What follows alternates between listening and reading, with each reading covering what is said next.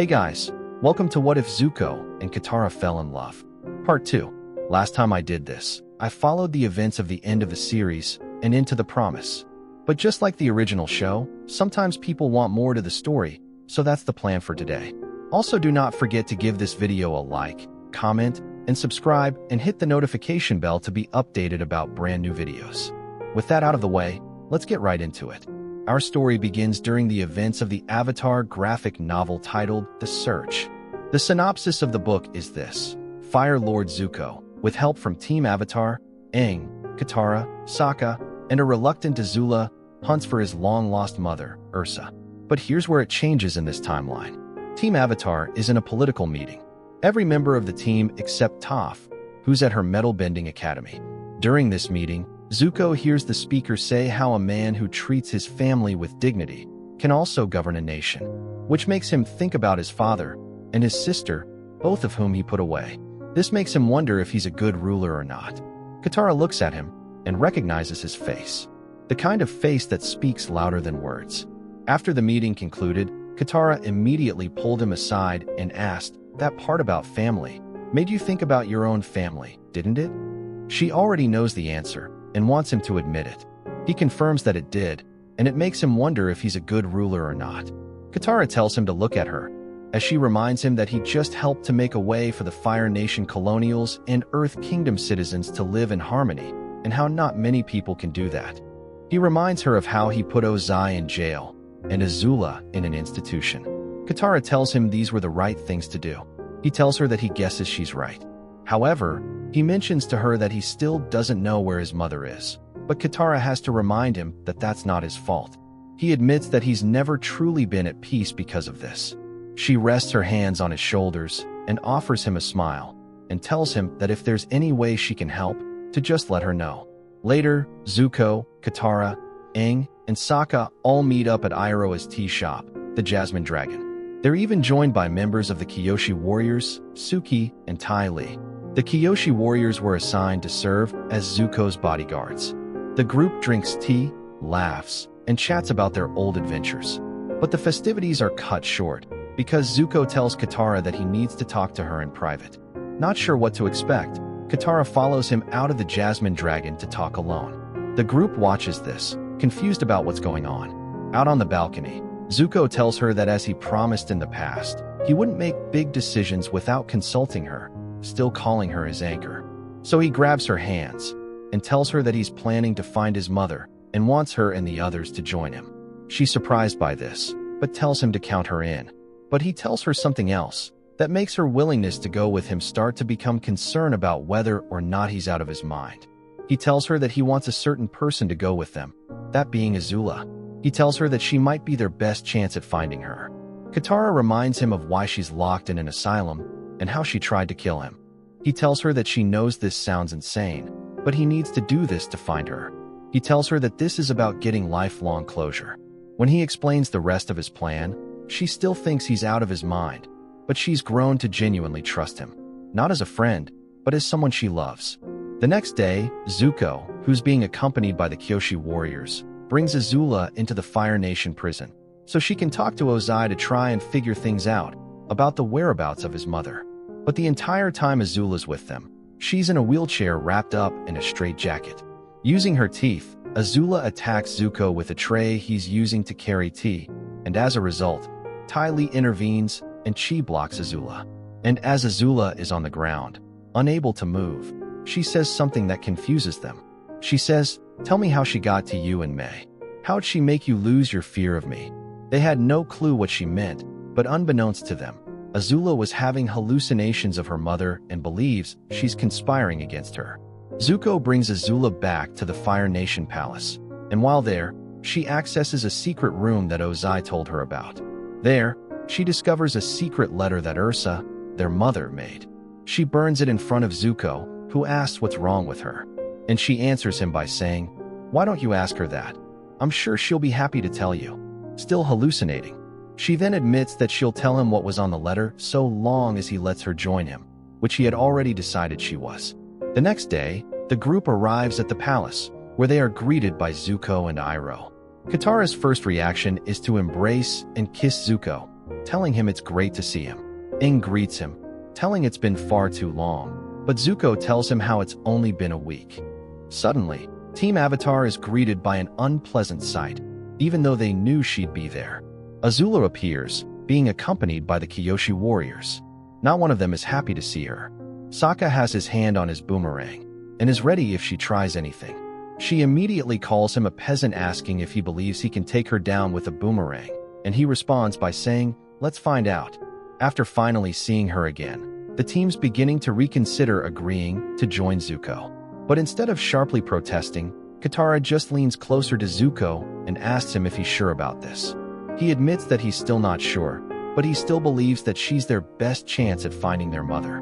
Katara doesn't have the tiniest shred of trust for Azula, considering all that she'd done to them in the past. But she trusts Zuko, so she decides to go with it. For now at least. They all soar through the sky on Appa, and the team takes turns keeping watch of Azula. Katara and Zuko enjoy the moment of quiet, and they sit cuddled up to each other. Azula immediately asks who she spoke to first, still referring to her paranoid thoughts of her mother. They of course still have no idea who she's talking about. Suddenly, Aang makes an odd face, not by choice, but because he can't control it. The group notices, and the attention goes to him. This is happening because Aang sees a blue wolf that no one else can see, meaning it's from the spirit world. Using this momentary distraction, Azula decides to stand on the edge of Appa's saddle and jump off of the edge. Aang dives down to try and catch her while using his glider, but she burns a hole in it. She lands, and the group chases her. As she runs, she passes by water, and the hallucinations begin again. She sees her mother's reflection in the water. The reflection offers kind words to Azula, but Azula doesn't believe her. She wants to become Fire Lord, but thinks she can't because of her mother conspiring against her. But she says she loves Azula. The group catches up to her, and Katara takes her down. Out of nowhere, they can see the wolf ghost. Team Avatar's fighting the wolf, and Appa is the one who sweeps in to take it down. It vomits moth wasps at them. Azula joins in, uses her lighting, and sends the insects away. They set up camp for the night, and Sokka and Zuko discuss Azula being there. Zuko insists it'll be fine since Aang and Katara are watching her. Azula sleeps, and while she does, Zuko takes a letter from her boot, revealing that Ursa told i.tubbs that she wanted him, and how Zuko was their son.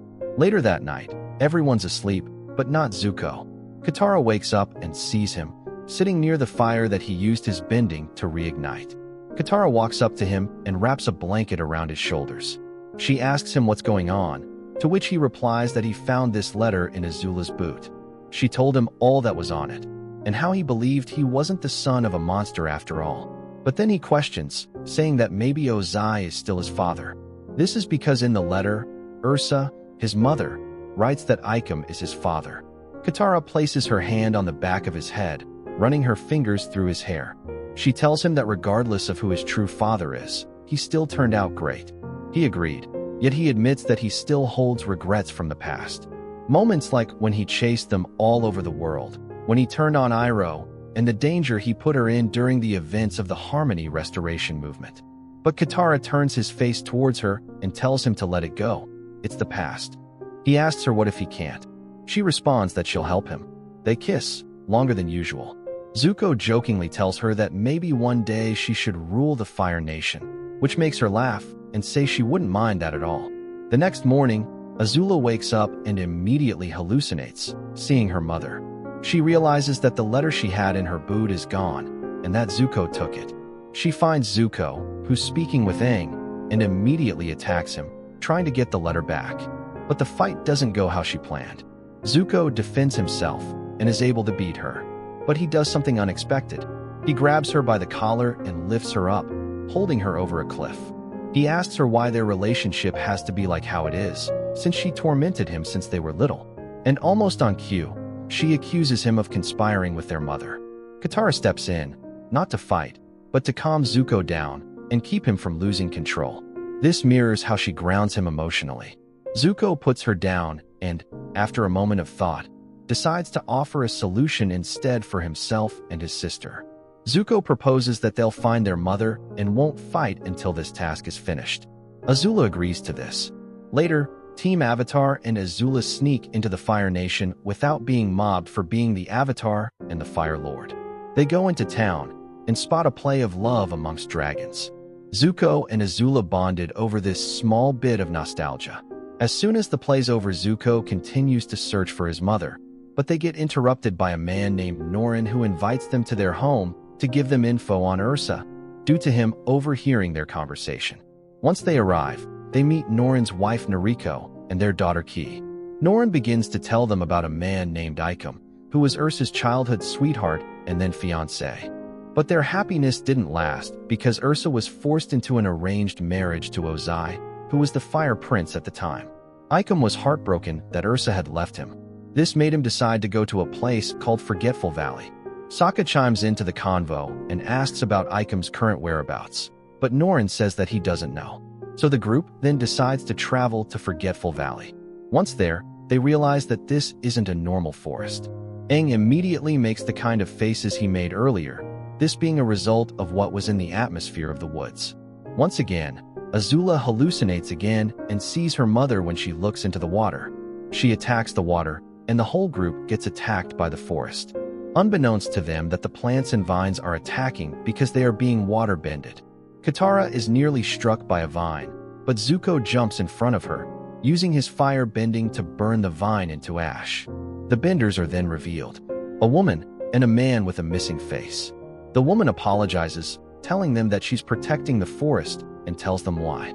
Team Avatar learns that they're both from the Northern Water Tribe. The waterbenders are brother and sister. Her brother got his face beaten and disfigured because he got caught stealing. So the sister learned of and searched for a forest entity known to change faces. She unfortunately can't find it. Aang decides to help them and travels into the spirit world and meets the blue wolf. After speaking to it, the Mother of Faces appears. Aang convinces her to help them. The group meets the Mother of Faces, and she tells them that she'll grant them one favor. The siblings wanted to fix the brother's face, but Azula cuts in and asks where Ursa is. The mother reveals that Ursa's face was changed by the Mother of Faces, revealing that the woman they met earlier, that being Noriko, is actually Ursa with a different face, but no memory of the past, other than i.tubbs. Not only that, but her husband Norin was actually i.tubbs himself, who also had his face changed. Azula stole the brother and sister's wish, and this infuriates Katara. Aang attempts to chase down the Mother of Faces so he can try and convince her to help the siblings, while an enraged Katara uses the water to attack Azula. Hitting her with a blast of water, Katara knocks Azula 10 feet back, slamming her into a tree, and angrily asks Azula, "What is wrong with you?" Before Katara can go any further, Zuko intervenes and tells Katara to not do this.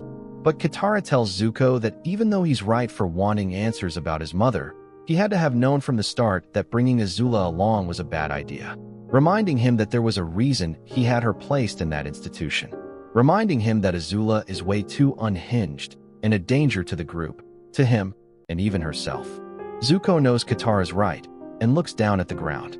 But then he says, "She's still my sister." And this makes Katara's expression soften a little. Azula finally gets up off of the ground and exclaims that she now has what she came for and sprints out of the forest. Zuko already knows where Azula's heading, so he tells Katara to help Aang, while he and Sokka go to chase down Azula. Aang's able to convince the Mother of Faces to grant the siblings' wish, realizing that the brother's face was stolen by Ko the Face Stealer, who's actually the son of the Mother of Faces. Zuko and Sokka were able to reach Norin and Noriko's house before Azula could show up. Zuko went inside to meet the family, while Sokka stayed outside to keep watch for Azula. Once inside the house, Zuko explains everything about how he knows Noriko and Norin were really i.tubbs and Ursa. But even with this confession, Ursa has no memory of any of this, since the Mother of Faces removed those memories at Ursa's request. i.tubbs admits that he recognized Zuko, due to him learning all that he could about the royal palace, and even because of Zuko's scar. i.tubbs confesses to Noriko that her real name is Ursa, and how the past was wiped from her memory. But this conversation is interrupted by the sound of lightning. Azula came crashing through the roof of the house. She tells Zuko to get out of her way, and immediately goes after Ursa. Azula says, "Tell me, mother, did you have to have a new daughter because your last one turned out to be such a monster?" Sokka is able to hit Azula with his boomerang and distract her long enough for i.tubbs and his daughter Ki to get out of the house. But Azula catches Ursa, forcing her against a wall. Azula accuses her of trying to take her down since she was born. Zuko demands that Azula lets her go, but she warns him to stay back, calling him Zuzu. Ursa then places her hand on Azula's cheek and tells her that if what Azula says is true, and that she really is Azula's mother, she tells Azula that she's sorry for not loving her enough, and this makes tears form in Azula's eyes. Zuko grabs Azula's hand, telling her to get away from Ursa. She tries to bend fire at him, but he stands his ground. The two siblings engage in a fire-bending duel. Azula then tries to use her lightning, but Zuko reminds her that he can redirect it anywhere. She does it anyway, and he redirects it back at her, knocking her down. Azula tries to reason with Zuko in her own way, telling him that with Ursa gone, they can finally be free. Zuko could be free of the throne he never really wanted, and herself of that nagging voice in her head. She asks Zuko why he didn't just let her go the other morning when he grabbed her by the collar over the cliff, stating how he could have gotten rid of her in the letter. She demands Zuko admits that he needs her to be free. But instead, Zuko admits that deep down, he's always known that the throne was his destiny. He tells her that their relationship has always been messed up for as long as he can remember, and maybe it'll always be like that. But no matter what, she'll always be his sister. Azula gets up and blasts fire at Zuko again, and runs out of the house to escape. Zuko and Ursa chase her, with Zuko telling her that he can help her, and wants to help her. She looks back at him with tears rolling down her face, telling him that he's the same as always. That even when he's strong, he's weak. She then disappears into the forest. Suddenly, Ursa spots the Mother of Faces, who decides to come directly to her. The mother tells Ursa that she must decide, but Zuko tries to stop Ursa, telling her that she has such a good life there. But Ursa decides, and the mother restores her face and memories. Katara finds Zuko and sees Ursa and i.tubbs' house on fire from the fight. She immediately rushes into Zuko's arms asking if he's okay, and he assures her he is, though he is concerned about how things will change for his mother. The next morning, Ursa tells Zuko that she owes him the same apology that she gave to Azula about not loving him enough. She tells him that she's proud of him becoming Fire Lord, even though she doesn't believe that she has the right to be. He then introduces Katara to her, telling Ursa that Katara is his girlfriend. Ursa looks at her and tells Zuko that behind every great leader, there's always a great woman supporting them. This makes Zuko and Katara look at each other and smile. Zuko asks Katara if he can have a moment alone to talk to his mother. She says yes, and gives him a kiss on the cheek before walking away. Zuko wants Ursa to tell him everything that happened in the past, and so she does. She tells him how she was forced to marry Ozai when she was 21, while she was still engaged to i.tubbs. She tells him how Ozai forced her to never speak of her family, or old life again, explaining how he was a complete sociopath and a control freak, but of course Zuko already knew this. She explains how Ozai was forced by the Fire Lord at the time, that being Azulan, to kill Zuko as punishment. All because Ozai wanted Iroha's birthright, right after Iroha's son died. But Ursa refused to let that happen. She helped Ozai ascend the throne by helping to poison Azulan, in exchange for sparing Zuko's life. Ozai agreed to this, but also Ursa would be banished from the royal city and never be able to see her kids again. She returned to her old town and was introduced to Norin, who she found out was i.tubbs. i.tubbs had convinced her to go to Forgetful Valley, and so she did. Her motives for doing this were to not be found if Ozai ever decided to hunt her down, and to get over the grief of having to leave her children. She went and met the Mother of Faces, who offered her not only a new face, but a new memory. So from that point on, she was Noriko. Her and i.tubbs were finally able to get married. And most importantly, she mentioned that her saying in the letter that i.tubbs was his father wasn't true. She did that despite Ozai.